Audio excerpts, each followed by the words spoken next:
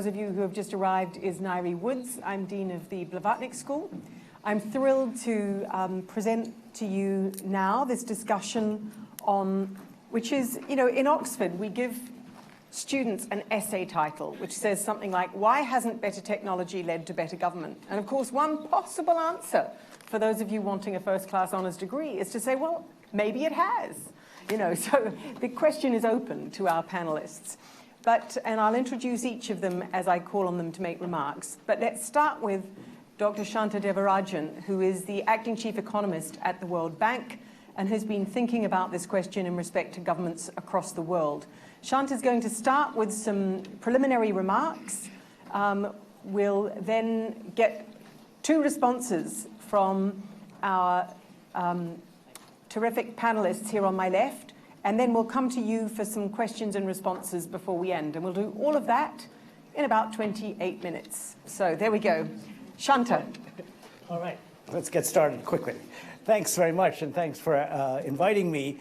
I want to start with this puzzle. So my answer to the question is that better technology has not led to better government overall. But let's be very precise what I mean by that. One is that the rate at which technology prices have come down is unprecedented. My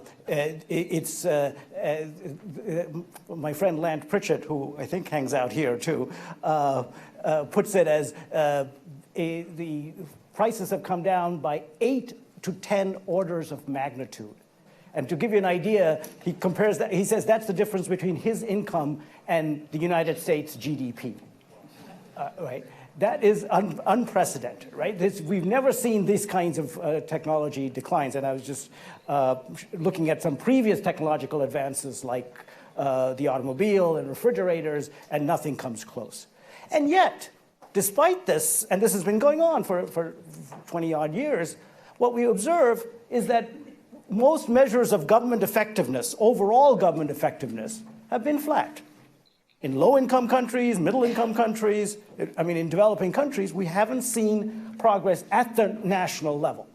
Now, that doesn't mean that there haven't been successes, individual successes. And if you I'm listing a couple of successes that have been rigorously analyzed with randomized control trials and God knows what else, so they're published in the top journals. But you all know about, or some of you may know about the biometric registration in India that enabled a reduction in the leakage of funds going to the workers receiving the wages. Electronic procurement increased competitiveness of bids and reduced the delays and led to better quality in India and in Indonesia. Electronic filing of taxes actually reduced the time needed to pay taxes by an average of 16%. The one-stop shop in Karnataka has actually reduced dramatically the amount of time taken to get your certificates. And finally, the monitoring of teachers and health workers in Pakistan and India and Uganda has actually had an effect on teacher and health worker absenteeism. So we have these successes, but why hasn't that been scaled up? Why hasn't it affected all of government? And that's the puzzle I want to look at. And I'm going to suggest three possible hypotheses why that hasn't happened. One is, and this was actually anticipated in the World Development Report of 2016 on digital dividends, is that technology by itself can't do it. You need the analog complement. And this has been shown in various cases that you can't just take technology and use it to substitute for the human being and the human brain. Now, I buy this, and this, at the level of the World Development Report, it's a good thing to say. But keep in mind, this is an 8 to 10 orders of magnitude decline in the price. This means that the elasticity of substitution between labor and the technology has to be practically zero.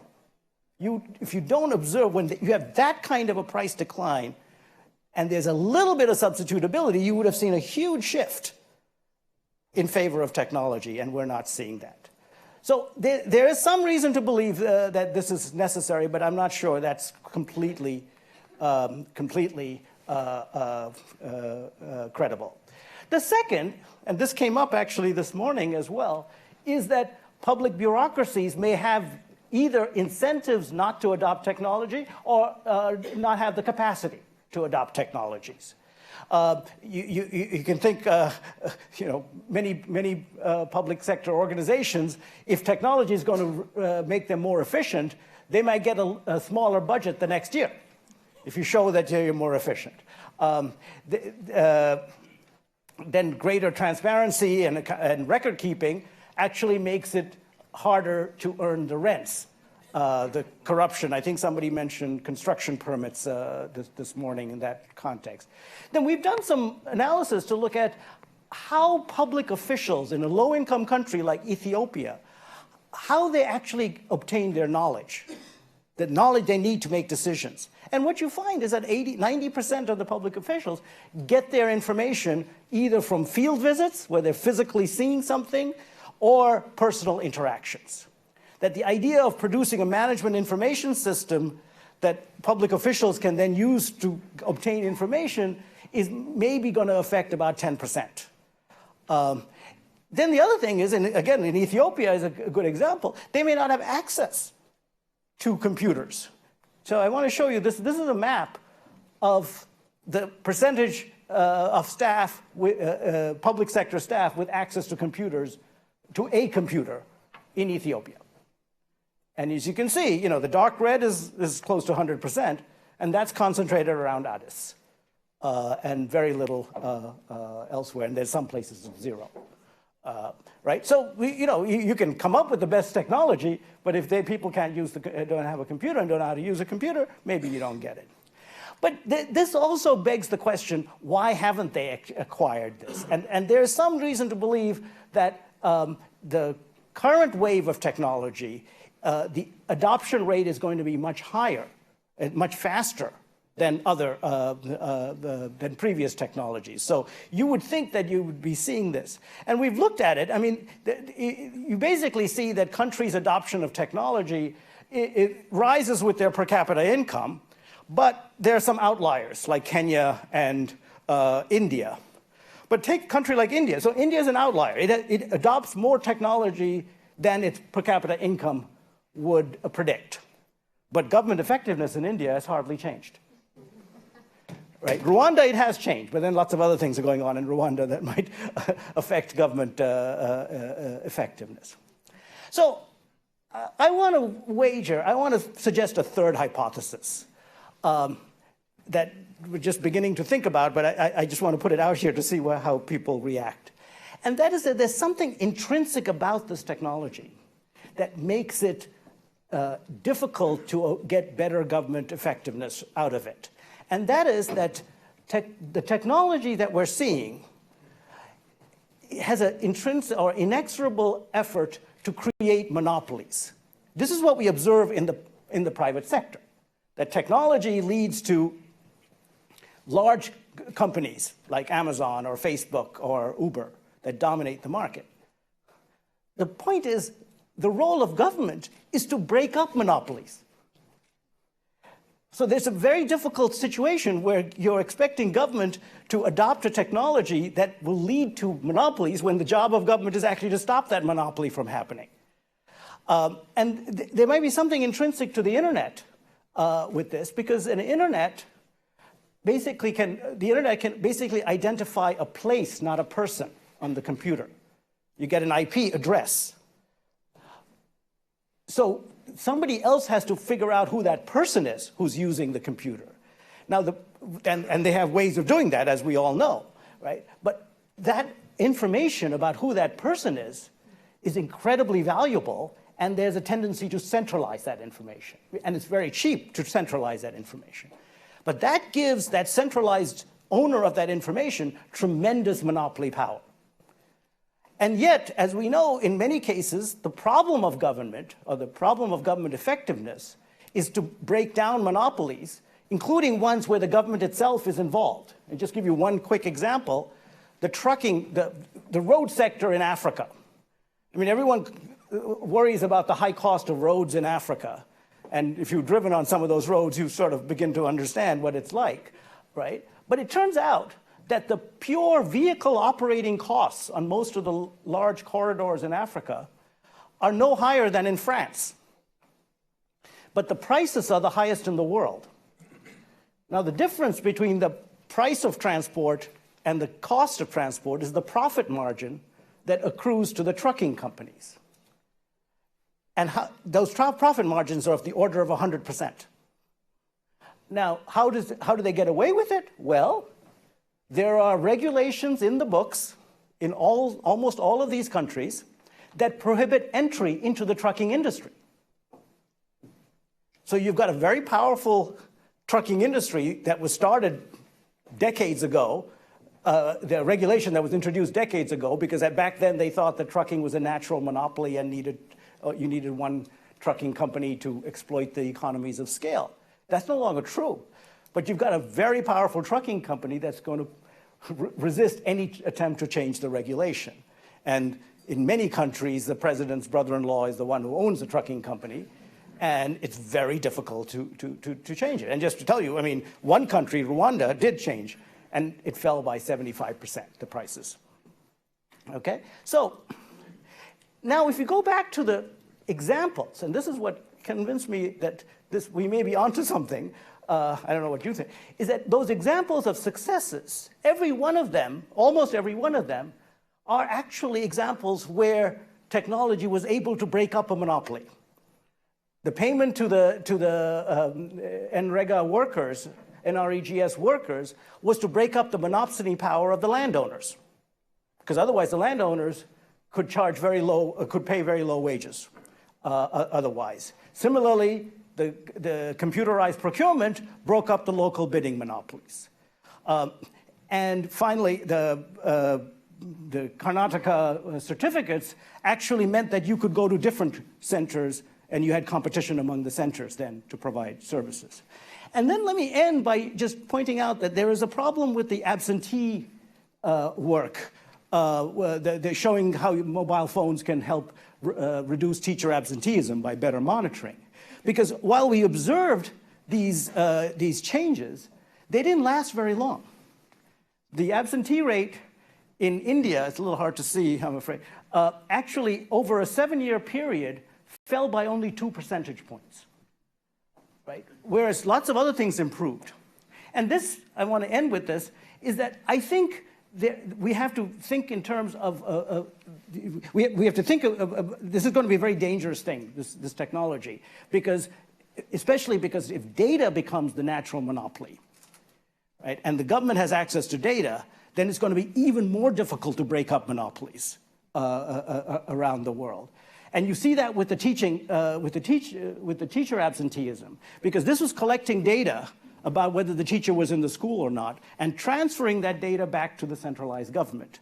So that centralized government had lots of information that they could use to control teachers, but they couldn't actually give the teachers any license to change the way they taught. And teaching requires, as many of you know, some discretion by the teacher.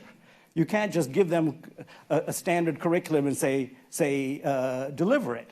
So the tendency for the data aspect of technology to centralize administration might actually be working against government effectiveness. And that's why we might not be seeing it on the education side.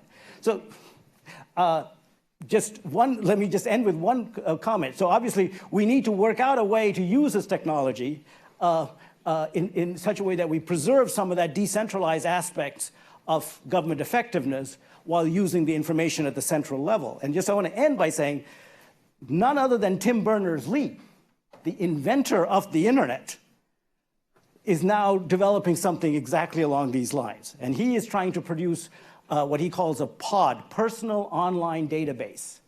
He feels like he's created a monster with the internet because all that data is now available to everybody. And he wants to create something where the data can be constrained and people's data, including their health data and everything else, is only in their possession. And that's what he's working on. So I think we may be onto something. Thank you. Thank you very much, Shanta. So you've ended with this argument about technology and monopolies, which is quite important for understanding governments and their use of technology. We had here at the Blavatnik School a few months ago a British public servant who had been digitizing government in Britain. And his lecture was really a lecture about the private sector monopolies. And I say this because I'm about to introduce Sreeram Visvanathan, who's the managing partner of IBM Global Business Services. And so, Sreeram, the story that this official told was a story of large technology companies really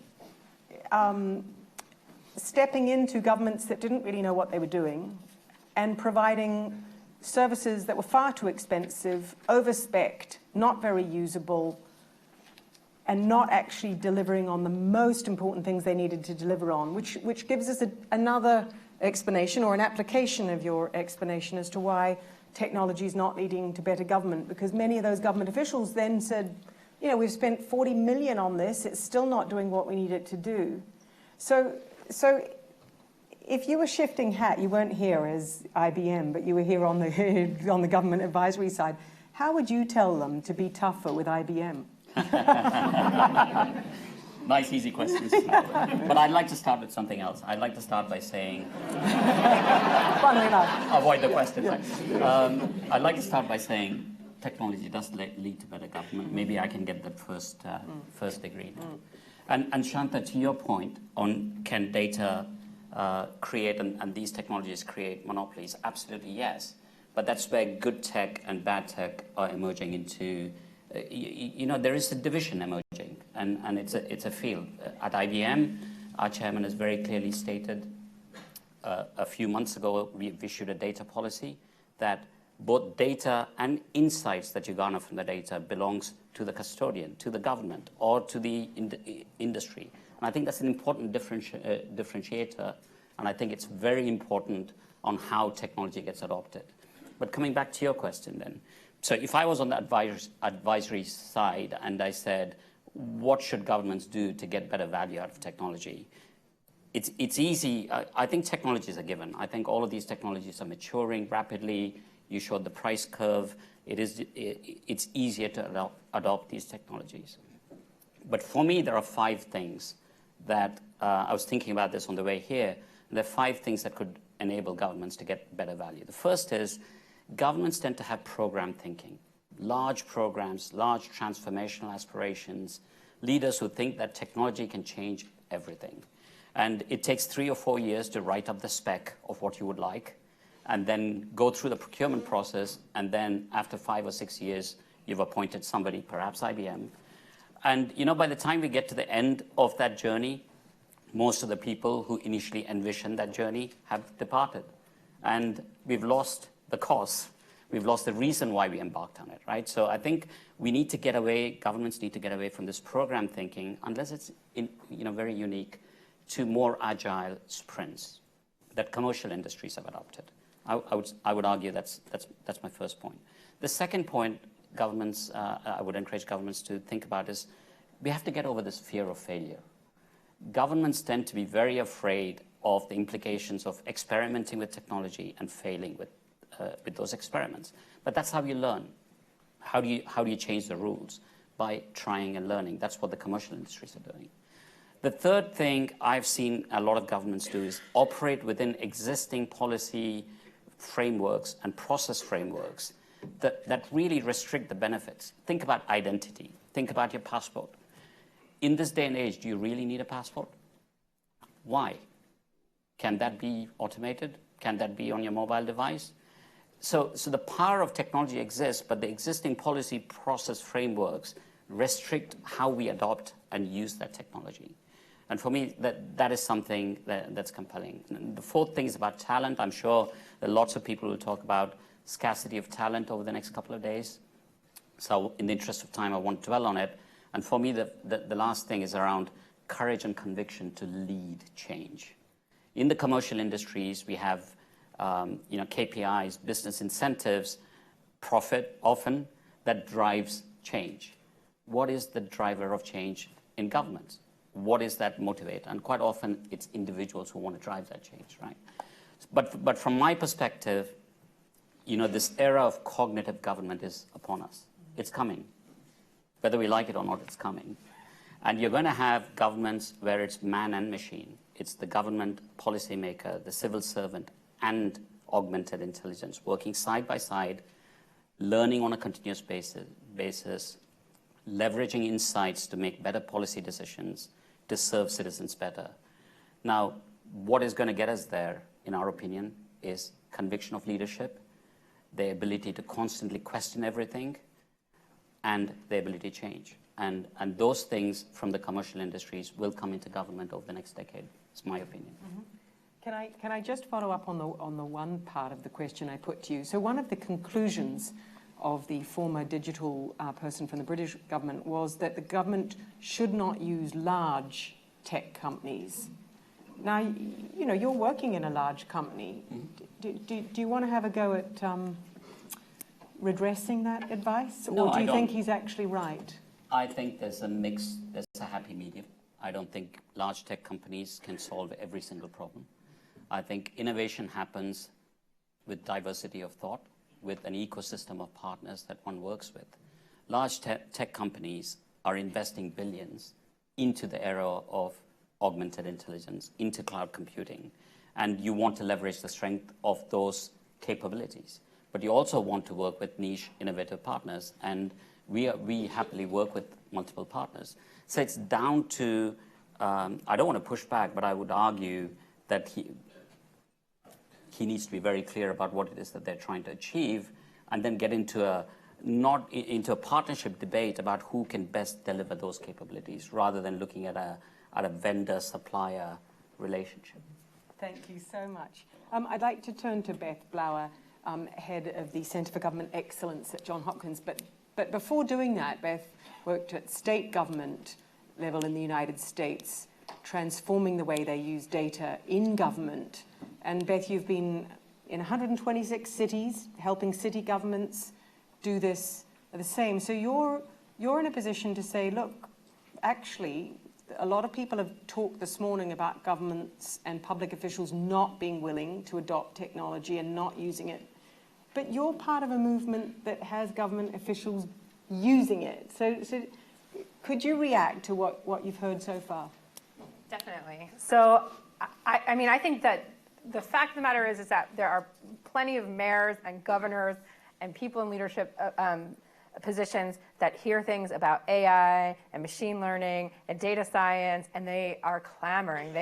I've never seen eyes widen more than when you start talking to a mayor about being the first to bring in data science into decision making, or the first to integrate AI.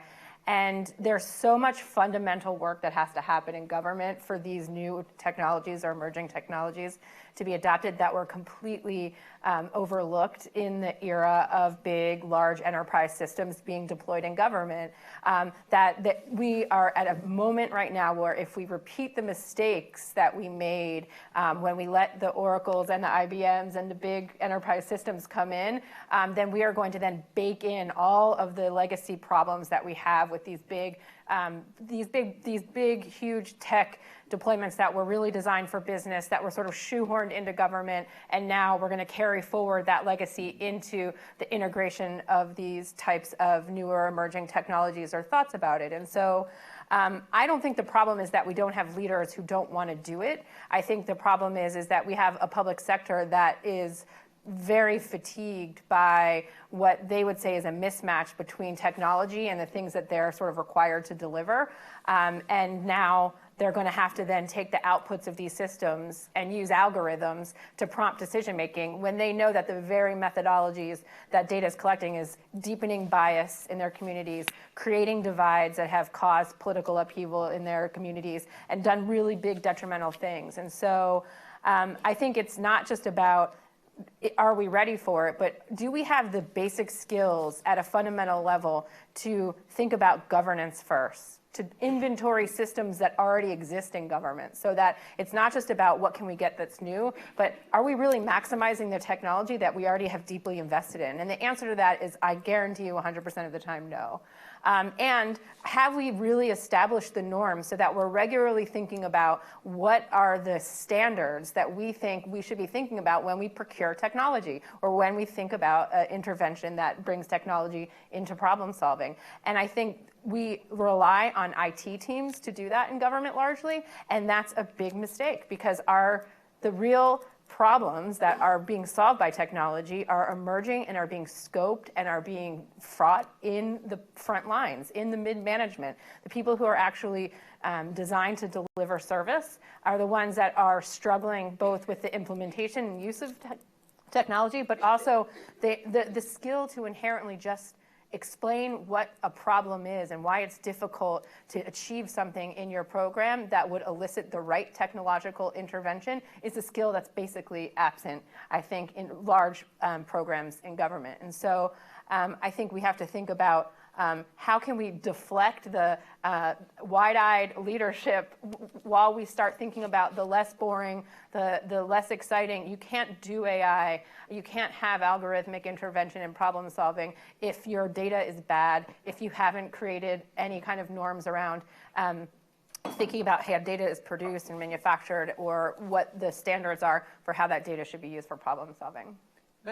So Beth, there's one other part of advice that I've heard you giving governments on this, which is, before you go to a company with beautiful technology like IBM, don't just get the technologists to go and talk to your social workers and come up with a program. You've talked about this thing that you call the product manager. Could you explain that? Sure. I think it's this role of product manager. I came also from a software startup, and I was a subject matter expert on government, and there was a complete wall between me and any of the engineers. I would never be allowed to talk to an engineer about developing software. And there was a product manager that sat between us that really did motivational interviewing with me, some of the sort of basic skills to elicit what problem I'm actually trying to solve. And then they were able to take that information and translate it into technical terms. We're not doing that in government. What we're doing is we've got a social worker or a manager or someone who's optimizing routes for trash collection, and they're doing it horribly. And then so they go to an engineer or to an IT person and say, I can't serve, I'm not getting, my social workers are not making all the visits that they should be making to children in their care. And so the IT team puts together a huge tech implementation on how they can virtualize visits, or how they can really, optimize the way that they're treating children, and through the lens of an IT, and all of a sudden there's a huge delta between what is the mission, what is the outcome that you're actually trying to achieve as a social worker, as someone who's meant to provide better outcomes for kids, and what tech is the right tech to come in and help solve those problems. And so I advocate very strongly for creating these product manager roles that can be deployed in mid-levels of government, so that we actually get a match between technologists and the actual realities of the work that happens on the front line. You're nodding, Sreeram. The product manager, you would Well, I would totally agree to. with that. I mean, that's one of the points I was making around agile sprints. And one of the things that we've adopted, both within IBM and with our clients, is this notion of design thinking, which is design. What is it? What is that problem that you're trying to solve? Which is the same notion, Beth, that you're talking about. Thank you. Beth, there's one other remark that you made last night, which is just about public servants' fatigue with new ideas and new transformations. Do you want to share that with the room? I think. Sure.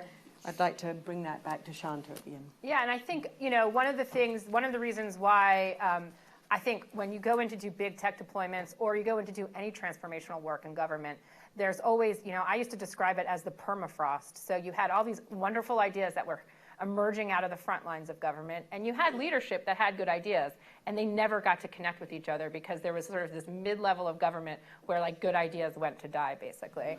And so I spent a lot of my time trying to kind of unpack that, why is that happening? I don't want to upend my talk in the next session, but one of the big reasons why is because these are the people that have committed their lives to public service. They have raised their hand and said, I want to serve the people that live in my community, the people that live in my state, my country.